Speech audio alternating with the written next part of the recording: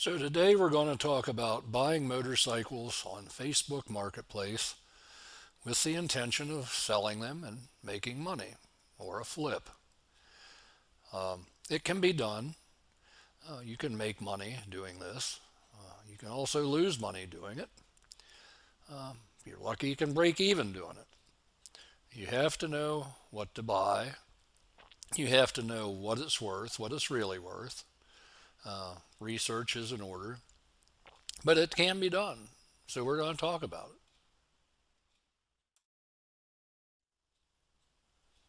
So, what's it worth? That's a great question. Um, if you've been around bikes a long time, you might have a good idea already what it's worth. I like to go on Facebook Marketplace and do a search, put in the kind of bike I want to sell, and see what people are trying to get. I also go on eBay, search completed, and see what they've actually sold for. If you go on eBay and look at what they're trying to sell them for, uh, just doesn't mean they've sold. So if you look at completeds, that really gives you a good idea. Um, Kelley Blue Book is pretty much out the window, which we'll talk about. So KBB is just a reference point anymore uh, of what the bike is worth in their opinion. So, you can base this on the low value. As far as the high value, man, they're out of sight anymore, depending on the motorcycle. KBB used to be a good reference before COVID because it was pretty much what it was. But since COVID, I'm not sure what changed. I have an opinion that it was a number of things uh, that drove the price. You've got some of these bikes are kind of a cult bike. The CB750 is the big one. Man, if you were sitting on a couple of them, you'd have a gold mine. But anyhow, KBB is just a reference anymore, guys and girls.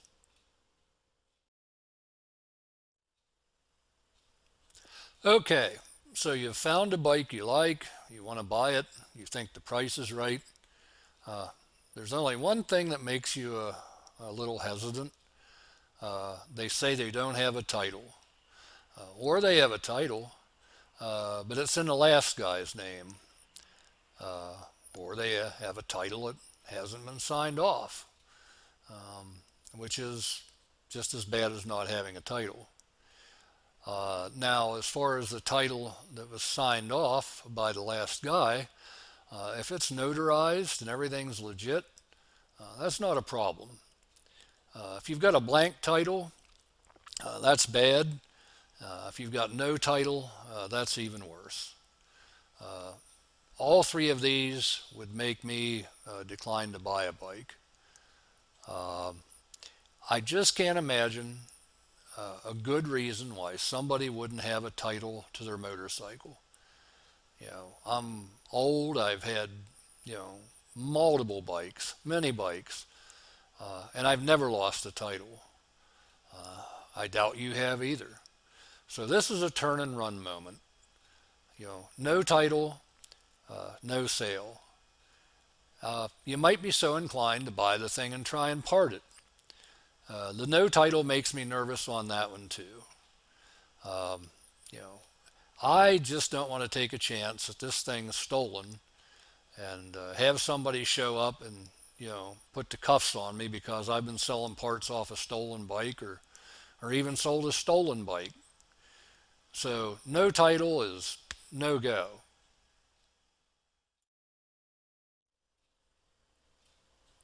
Okay, another red flag is parts.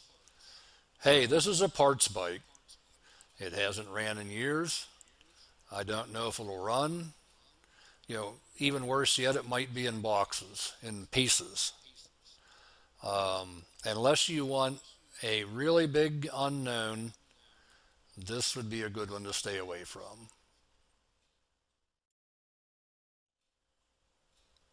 All right, next up is it's a project.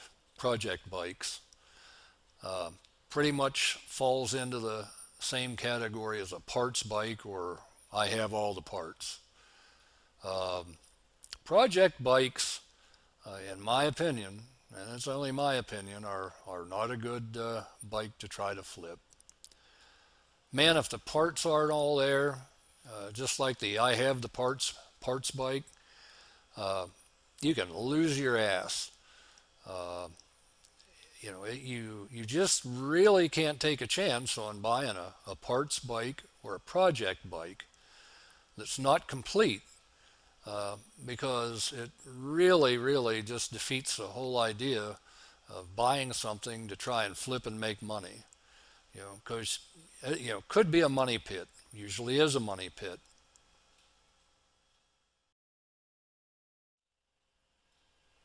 Okay, it doesn't need anything. This is what we're looking for.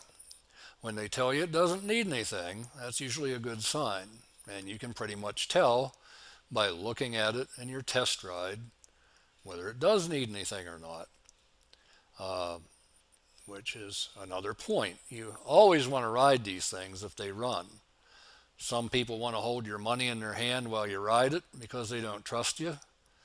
And, really you can't blame them. Would you want a stranger coming to your house and riding your bike if you don't know they can ride?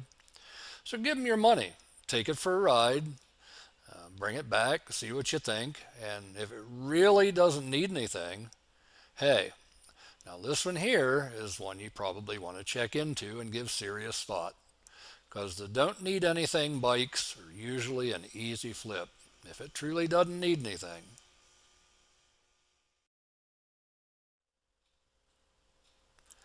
Okay, I have to mention the famous "the carburetors just need cleaned" ads.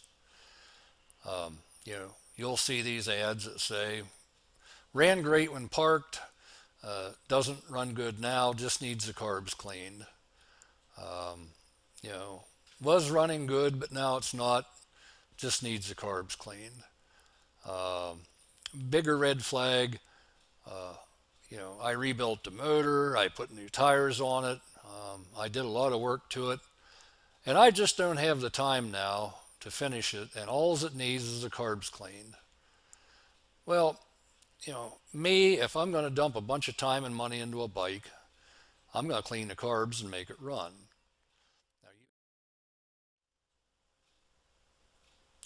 Now, all right, another one I have to mention, crotch rockets. Never, ever buy a crotch rocket for a flip. Hell, I wouldn't even trust buying a crotch rocket for me to ride. Now, why do you want me to stay away from crotch rockets, you ask? Have you ever seen the kids riding these things? Hell, have you ever seen the old guys like me riding these things? You know, you know that the kids are beating the guts out of them. And there's a good chance that the old man you think's taking it easy on it ain't taking it easy on it as what you think he is. Yeah, you wouldn't want to buy anything that I had. Now, I'm not one of the hold it on the rev limiters to listen to it go ying ying ying kind of guys, but I run the guts out of them too. Now, there is a chance that you could get one that isn't beat, but the problem you're going to run into is the guys like me that won't touch them. A crotch rocket is a tough sale. Now, is there a market for them? Oh, yeah. R1 Yamahas, stupid prices, but there again, you have to buy one that runs well. You don't need to put a bunch of money in. And, it's just a tough sell and a tough buy. Uh, Crotch rockets? Nope. Count me out on that. And if you're smart, yeah, count you out on it too.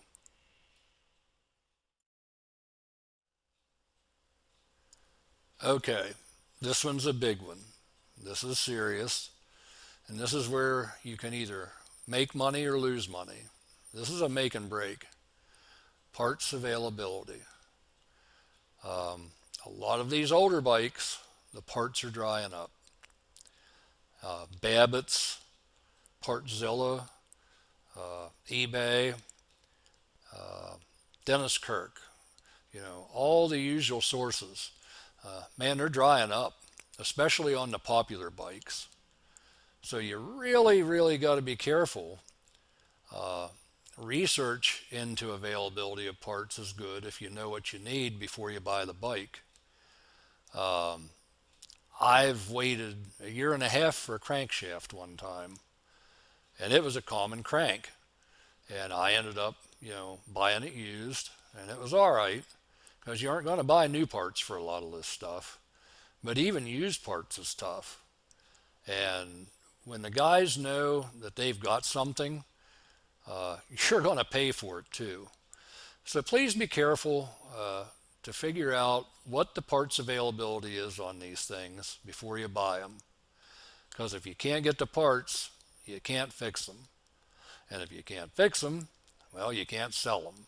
And if you can't sell them, you can't make any money, which is the whole point.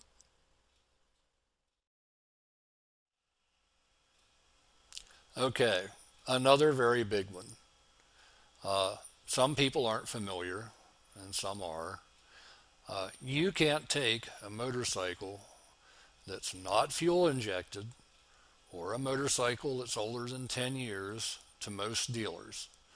That's the big guys: Honda, Kawasaki, Suzuki, Yamaha, BMW, Harley.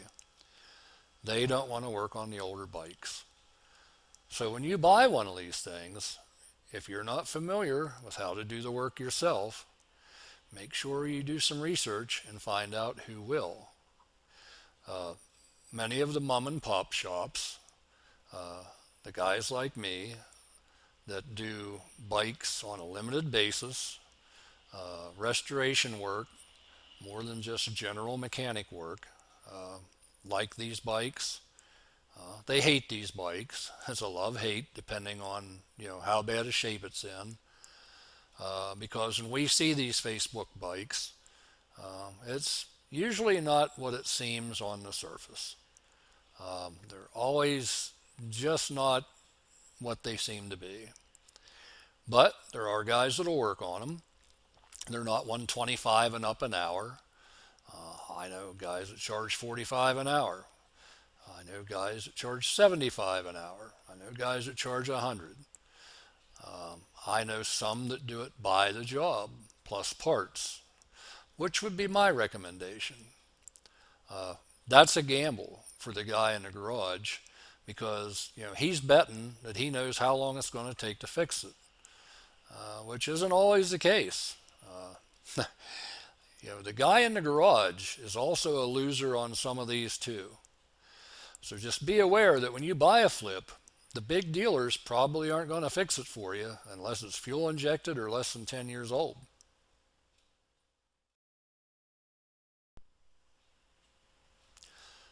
Okay, people. So these are my thoughts as a guy that's worked on motorcycles since 1974. I'd like to think I know a little bit. I've Facebook Marketplace flipped. I've flipped out of yards, garages, off eBay, out of salvage yards, you name it. I've made money, I've lost money. Yeah, it's not hard to lose money. Sometimes it's not hard to make money too, depending on what you get.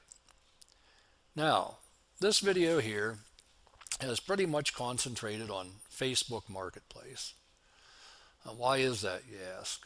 Well, eBay is pretty much a lost resource because, as I'm sure you've seen and I've seen, there's just not much there anymore at all. Craigslist used to be a good source. That's pretty much dried up. A couple of the other little local bulletin boards have dried up.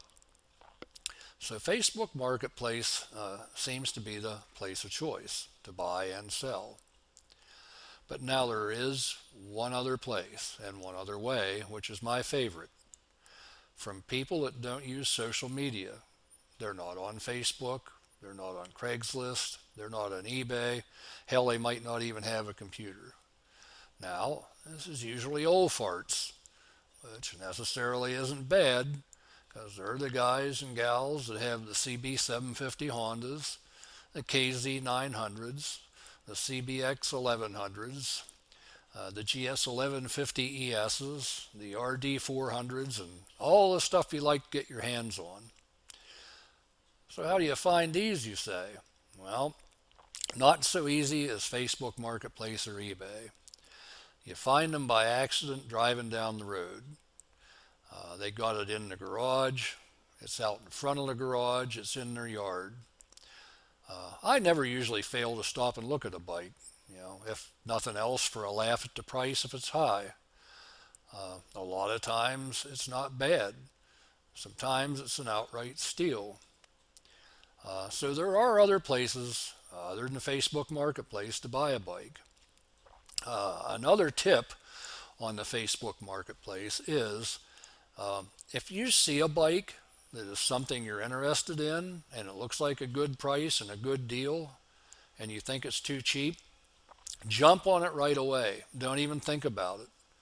I've lost some stuff like this recently because if it's for real and it's a good price, there's somebody else sitting back there just like you and me and they're going to jump on it first. I just lost out on a 700 Nighthawk. It was 15 miles from my house, and I lost it to another guy that does flips, another mechanic. So I sent him a little text and cursed him a little bit for it, but I don't blame him. And that was a deal where it was up, posted at 9 o'clock on a Friday night. And I didn't want to bother the people, stupid me. So I waited until 9 o'clock Saturday morning. And yep, it was sold. So to add insult to injury, I see where he puts on his website he stole this thing. And then I see him put it on Facebook Marketplace for sale. And, he made $2,000 on it, which would have been my intention. So you got to be shrewd on this stuff. Look all around. Try and buy something out of a yard or a garage before Facebook Marketplace. And if you do insist on buying it on Facebook Marketplace, please be careful. Take a mechanic with you. If you know one, have him look over it, so there's no surprises. Because there is money to be made.